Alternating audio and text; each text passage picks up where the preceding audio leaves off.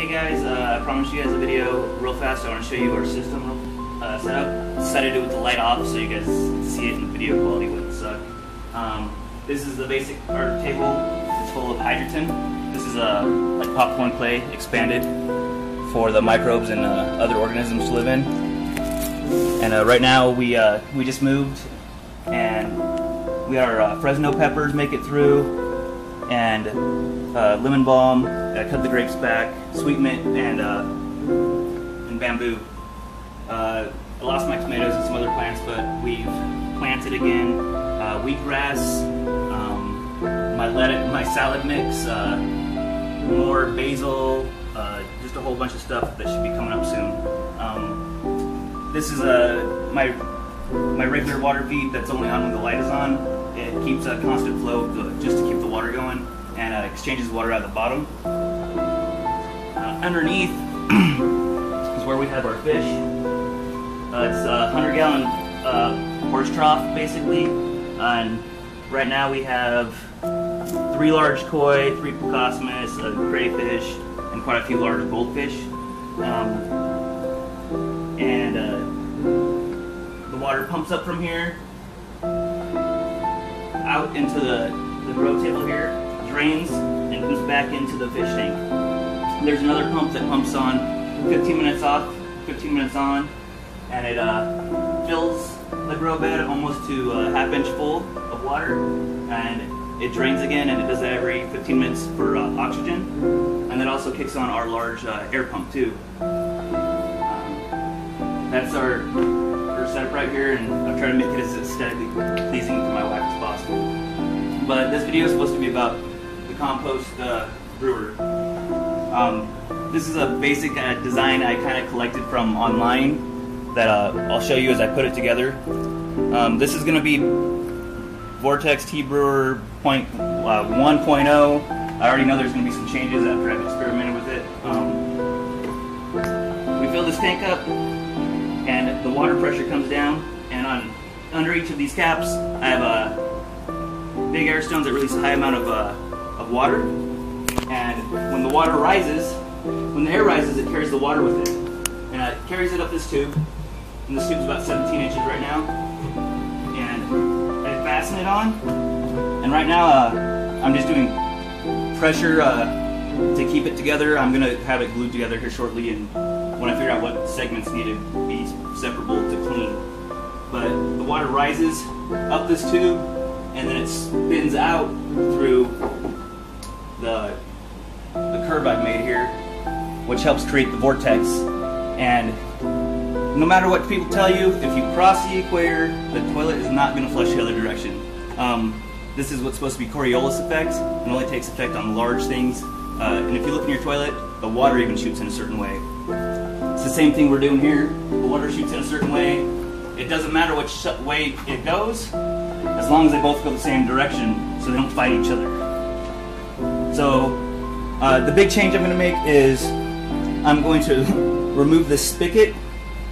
This is 1.5-inch tubing. I'm going to take the spigot off. I'm going to put a 1.5-inch valve on it because the spigot plugs up sometimes with parts of the compost. We're going to turn the video off here, and I'm going to fill This is a good spot to show you. I'm using half tap water and half water for my aqua tanks. So I've got this up and running.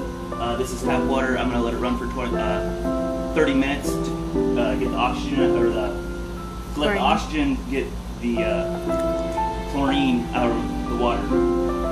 And then I'll add aqua water and start adding food for the friends that we're going to add to our system. You can see already, just with halfway full, that the vortex has started, and that helps to draw more oxygen into the water.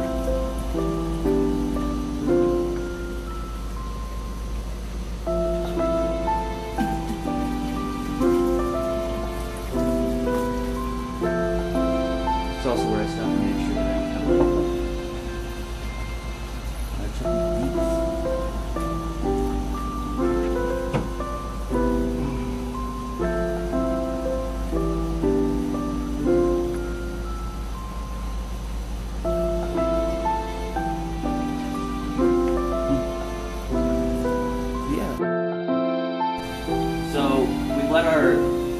chlorinated water, run for about 30 minutes down, and I've also added about 2 gallons of Aquaponics water to the mix. This gives nitrogen, potassium, and also phosphate, and the small microbials that will try and propagate with this technique. This is kind of a food base to help them grow. This is, you can use any simple sugar. Honey was preferred, but it's my first year with bees, so I don't get any honey this year.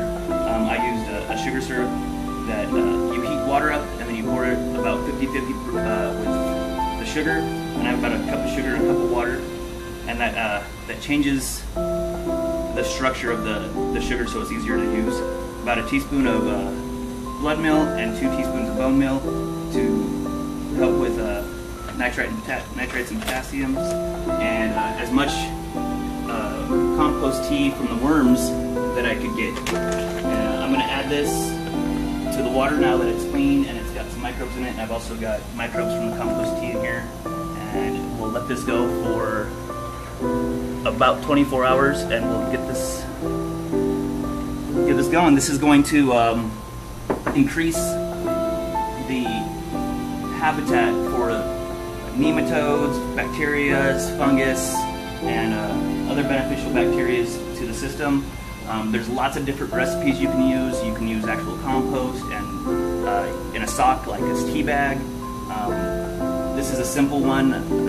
I'll start getting better recipes as we go to include with bat guano and fish emulsion and other organic materials that we can through the compost. And we'll be back when this is ready to show you.